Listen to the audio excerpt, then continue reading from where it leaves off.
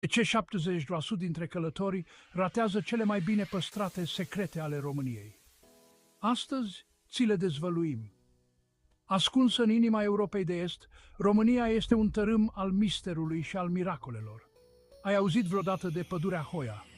Cunoscută drept cea mai bântuită pădure din lume, este un punct fierbinte pentru cei ce caută paranormalul. Dar nu e vorba doar de povești înfricoșătoare. Cuibărit în munții Carpați se află uimitorul Castel Peleș. Construit în secolul al XII-lea, această capodoperă neorenascentistă pare desprinsă direct dintr-un basm. Și apoi mai este Sighișoara, locul de naștere al lui Vlad Țepeș, inspirația reală pentru Dracula.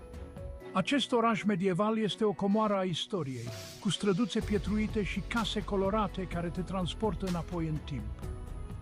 Să nu uităm de minunea subterană, Salina Turda. Odinioară o mină de sare, acum